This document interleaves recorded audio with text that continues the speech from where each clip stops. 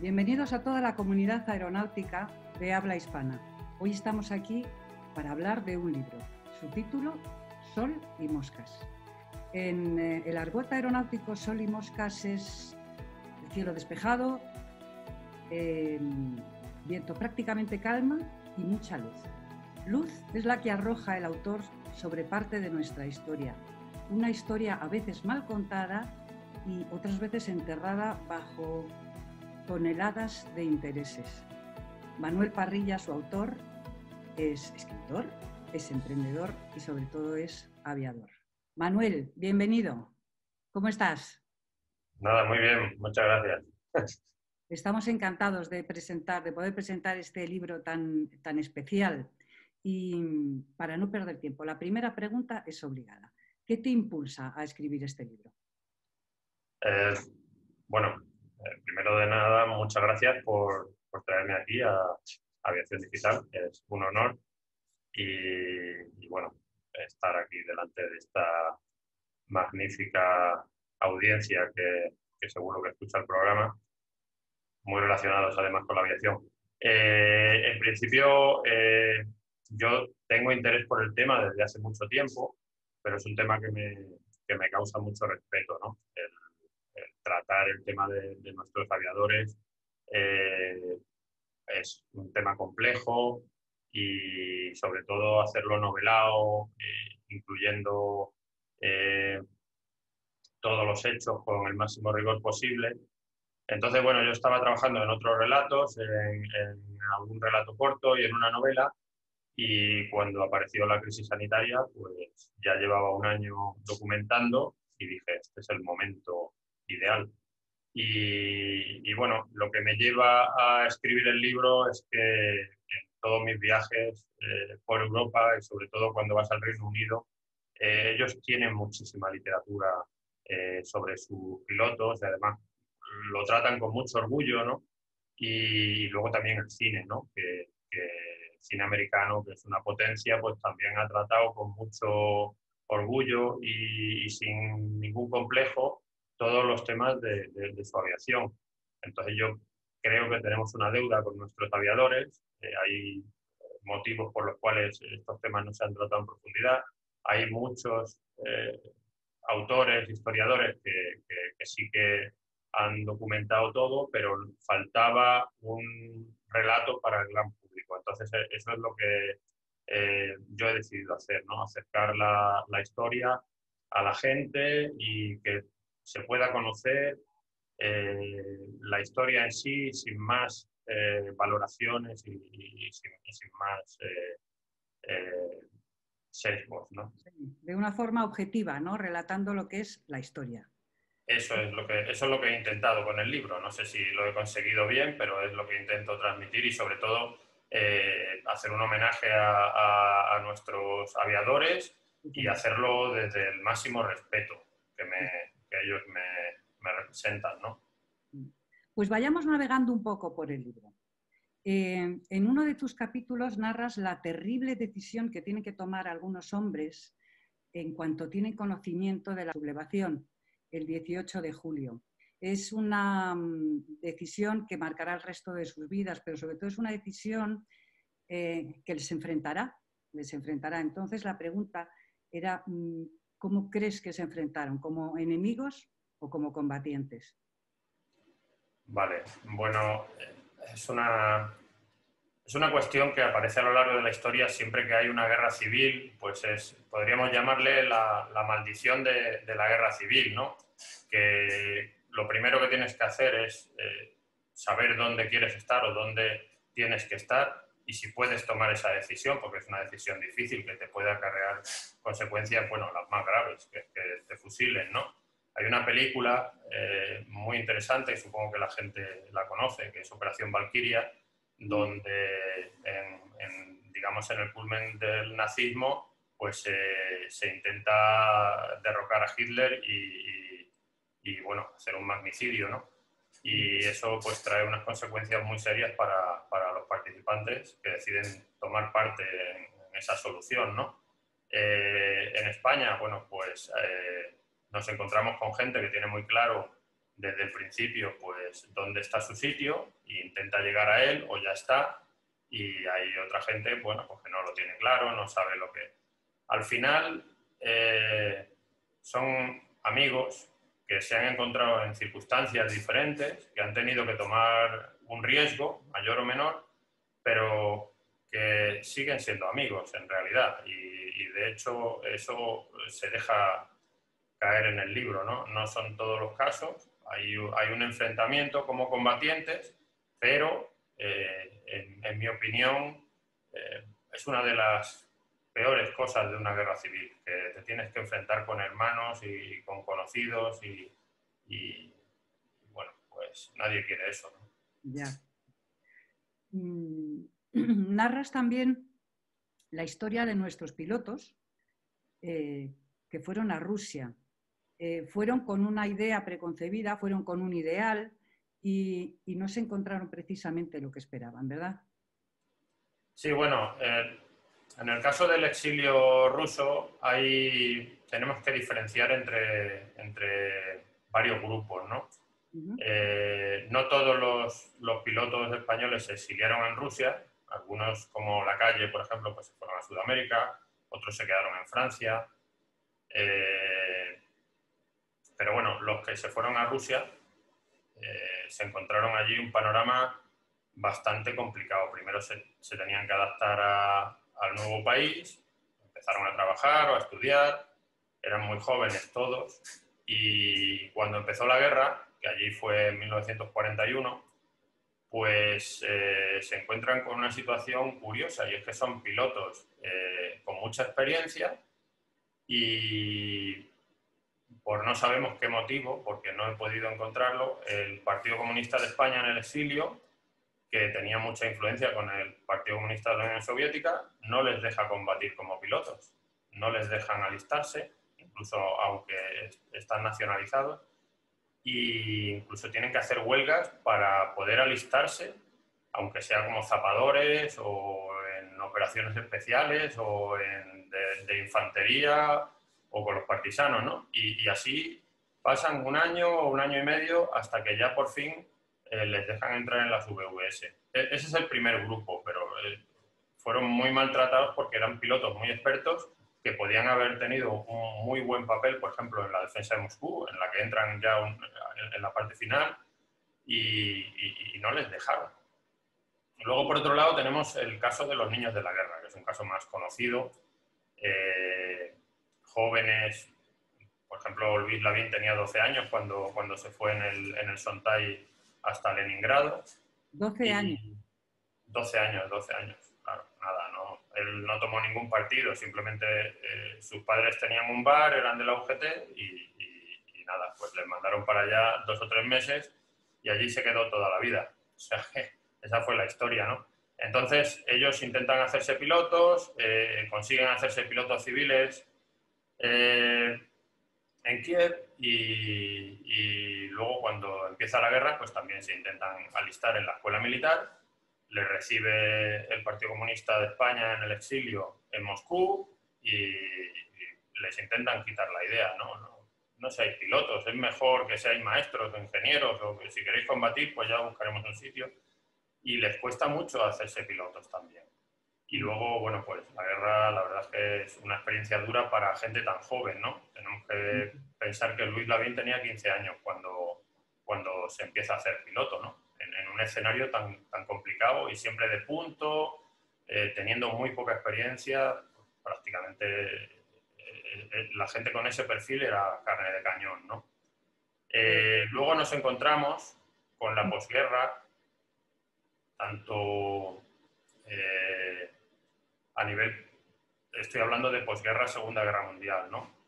Donde gente que fue a formarse como piloto a Kiribati en la última promoción, que ya no volvieron a España, porque ya en España no había guerra civil, pues se tuvieron que quedar en la Unión Soviética y tuvieron problemas para poder salir de allí. Entonces, muchos de ellos acabaron en el Gulag porque querían irse, pues hay casos de que se querían ir a México porque tenían allí a su familia y podían encontrar trabajo y querían reunirse con su familia y, bueno, pues le mandaron al Gulag porque cómo iban a querer abandonar el paraíso revolucionario de la Unión Soviética, ¿no? Y luego también hay un caso muy interesante de un profesor de la última promoción de Quiroga, un profesor de vuelo, Federico Gonzalo, que también acaba en el Gulag, siendo republicano, convencido, y pues porque, bueno, él decide no irse de la Unión Soviética porque sabe que le van a represaliar si lo intenta, y bueno, todo eso aparece en el libro, tampoco quiero revelarlo, Claro, no, no, no. pero por una serie de discrepancias con el régimen, pues termina en el Gulag, siendo republicano, siendo oficial, siendo fiel un poco a decidir quedarse allí, ¿no? En el paraíso soviético, y aún así pues acaba en el Gulag y acaba volviendo en el buque Semiramis cuando murió Stalin, y ya volvieron una gran parte de los exiliados que habían acabado en el Gulag, ¿no? O sea Esa es que un poco la historia de los españoles de aviación en la Unión Soviética, una historia bastante pues, en la Unión complicada Soviética. y bastante dura. Sí. ¿Sabes lo que a mí me admira muchísimo? La capacidad que tiene un escritor para narrar una batalla y que consiga que el lector quede inmerso en esa batalla. Tú describes combates aéreos y entonces quería preguntarte, ¿nos puedes contar una batalla? Porque además estoy segura que a Eduardo le va a gustar mucho. Bueno, la verdad es que no es lo mismo vivirla, ¿no? Visualmente o en una película, ¿no? Que más o menos se puede narrar, que contarla con palabras. La verdad es que me ha costado bastante contarla con palabras. Ya poco a poco vas entrando en la dinámica de qué cosas se pueden entender mejor, qué cosas se pueden entender peor, y luego hay una cosa muy importante que son las ilustraciones de Carlos Alonso, ¿no? Que nos han servido pues, para que la gente se pueda hacer una idea visual de lo que es un combate aéreo, ¿no? En las ilustraciones pues, se ve la disposición de los aviones, cómo están en invertido, cayendo. Bueno, una batalla, me pides una batalla en Una concreto, batalla, que sea pues cortita, pero una batalla. vale. Cuéntanos una batalla. Hay un caso bueno, que es la última entrada que tenemos en el blog de Sol y Moscas, www.solimoscas.com/blog, que se titula Un golpe de suerte en Quirón, y ahí narro una batalla donde el capitán Gavilán, que luego fue el teniente general Gavilán, pues casi se queda sin el plano izquierdo por un choque fortuito con un Yak 1 soviético. Entonces, bueno, pues en esa batalla os la voy a intentar narrar de una forma un poco más simplificada. Los rusos estaban en medio de la ofensiva, ya habían embolsado al ejército de von Paulus en Stalingrado, llevaban una ofensiva bastante potente desde Moscú desde finales de 1941, estamos a principios de 1943, la escuadrilla azul estaba en Orel y la tienen que trasladar a Sensiskaya porque, bueno, Orel ya estaba en pleno frente y además con una ofensiva rusa bastante potente, y los rusos estaban desplazando unidades de élite desde Tula, desde el este, hacia el frente. Entonces, en las inmediaciones de Kirov, pues habían acumulado bombarderos Il-2, varios regimientos de Yak 1 y también Hurricanes. Los rusos tenían Hurricanes y tenían Spitfires y tenían también aviones de origen americano, con una ley que era la ley de préstamo y arriendo. Entonces, desde Sensiskaya hay una misión que pretende un poco aliviar la presión que estaban teniendo las divisiones rusas de Boldin sobre la ciudad de Orel, y entonces sacan una escolta de bombarderos, que eran todos alemanes, los Messer que hacían la escolta, y luego deciden sacar a las cuadrillas azules 2 patrullas para que hagan caza libre y dejen la parte, el flanco norte de esa operación de bombarderos, pues que estén tranquilos, ¿no? Que hay cazas españoles por allí patrullando, ¿no? Entonces salen Ferrandis y Azqueta en la primera patrulla a primera hora de la mañana, y a los 5 minutos, porque hay ya presencia de cazas rusos, pues sacan a la segunda pareja de alerta, que eran el capitán Gavilán y el teniente Alejandro Pérez, ¿no? Y bueno, cuando llegan a la zona, Gavilán y Pérez, pues Azqueta y Ferrandis ya están enzarzados. De hecho, ya han derribado a uno de los jacks, iban 5 jacks, pues uno de los jacks que intenta escapar hacia su base, pues es derribado.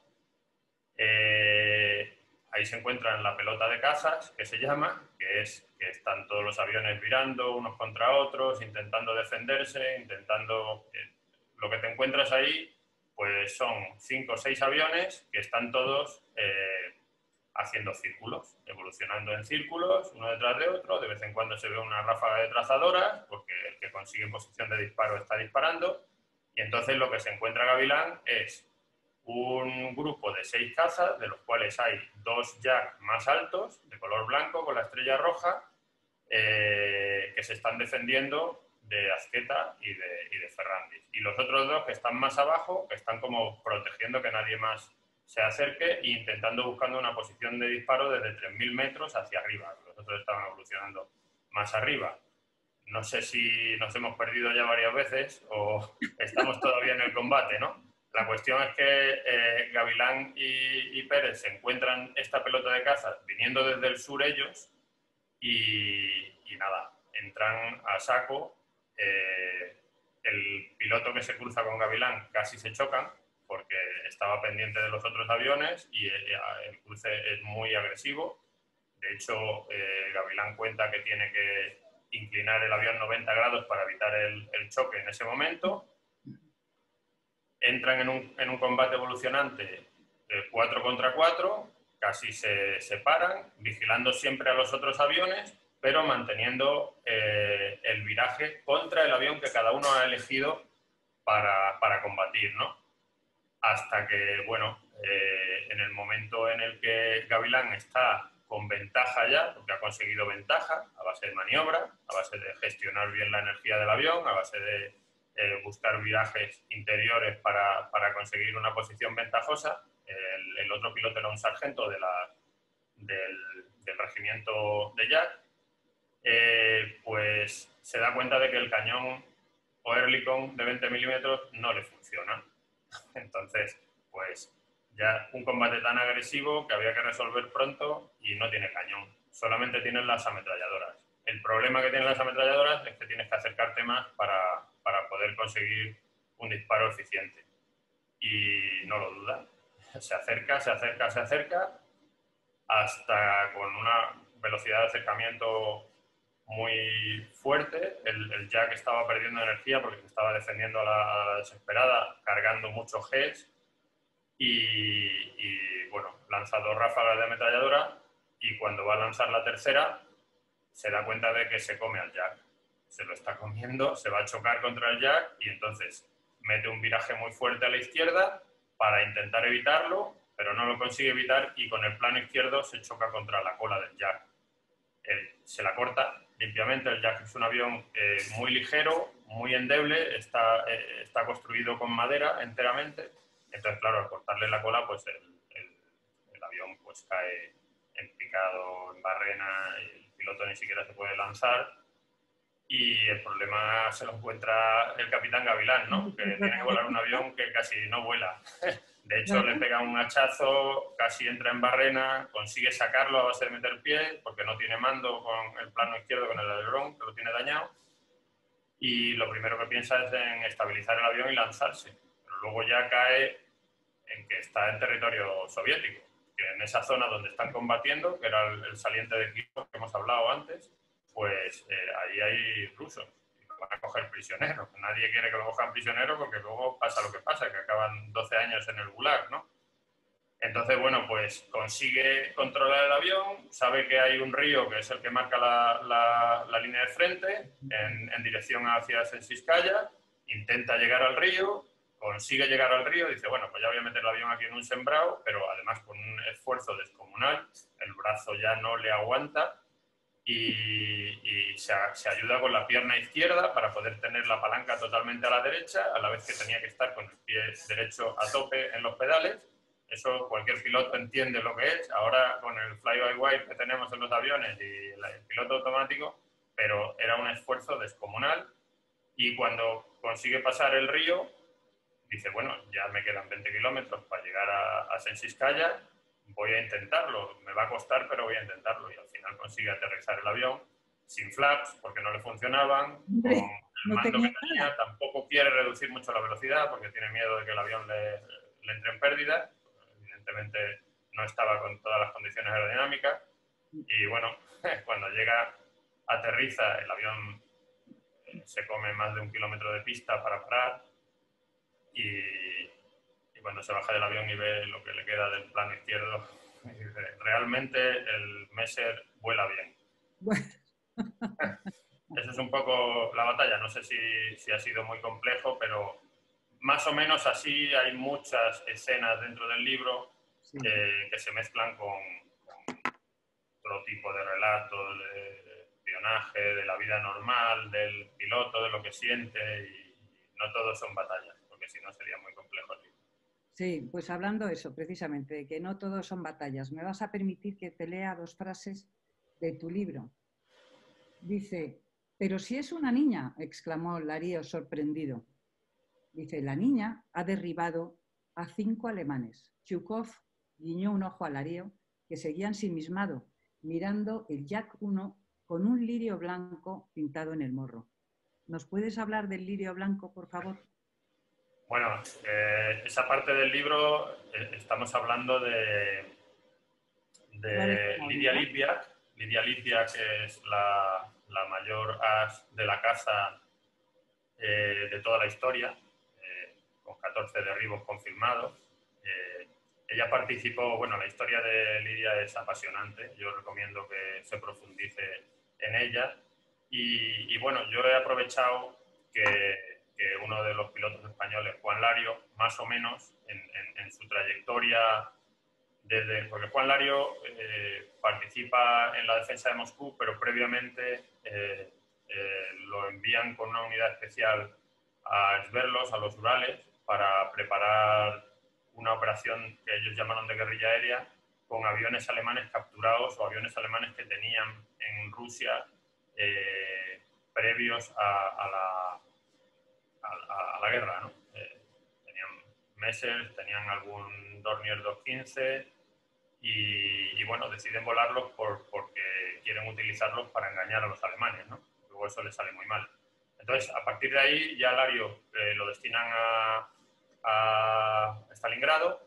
Allí coincide con Lidia por primera vez y es cuando cuenta esta aventura de cómo derriba a un alemán. Lidia Lippiac se hace piloto con 15 años también. Con 15 años la sueltan en el Polikarpov 2 en Moscú. Era hija de un ferroviario y una maestra y bueno, estaba estudiando el instituto, luego empezó a estudiar geología, sabía perfectamente alemán. Era una chica que se movía mucho, ¿no? Entonces, junto a su compañera Katia Budanova, deciden hacerse pilotos.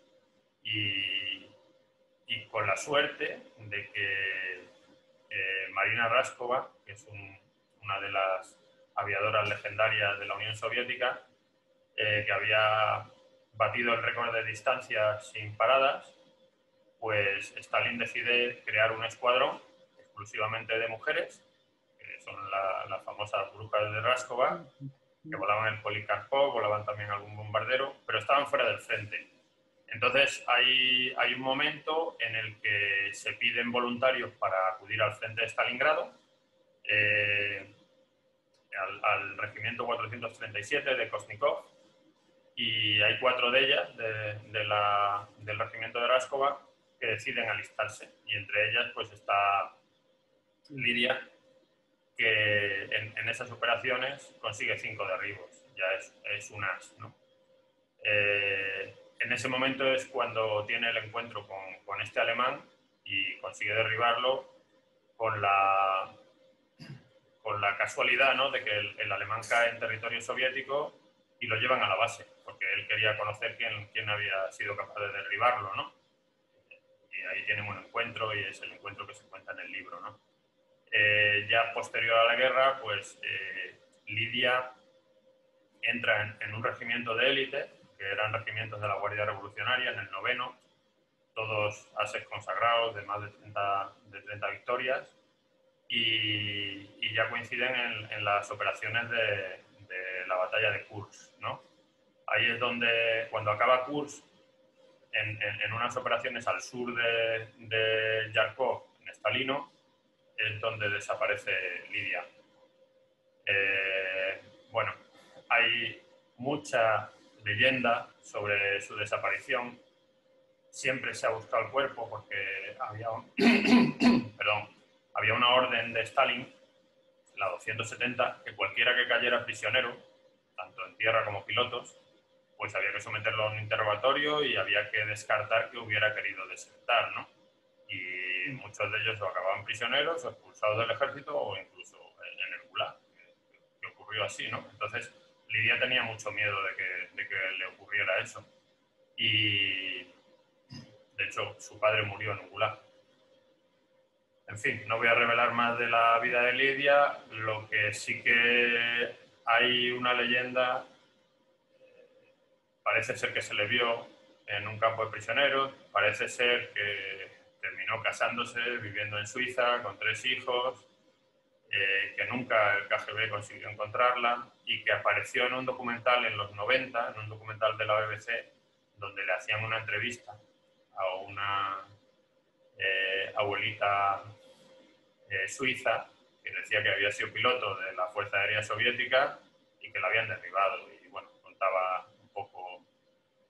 Y es bastante probable que esa fuera Lidia Lipia. Ahí queda en leyenda, ¿verdad? Ahí queda. Ahí queda.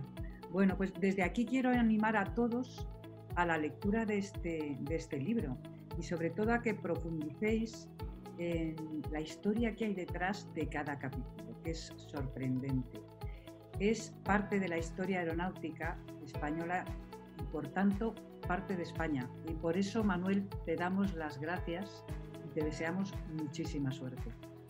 Muchísimas gracias a vosotros y nada, espero que el libro lo que consiga sea fomentar el interés por la historia de nuestra aviación, que es muy importante, y bueno, que empecemos a verla con otros ojos, con unos ojos más objetivos y considerándolo como lo que es historia. Muchas gracias, Cristina. Pues muchísimas gracias, Manuel. Por cierto, ¿dónde podemos comprar el libro? Bueno, el libro lo tenemos a la venta en la página web del libro. Tenemos una página web que es www.solimoscas.com. Ahí tenemos una tienda virtual donde se puede comprar, y también vamos a ir poniendo las librerías, que algunas ya se están uniendo al club para vender el libro, y se podrá ver la dirección de esas librerías. De momento, www.solimoscas.com. Muy bien, muchas gracias.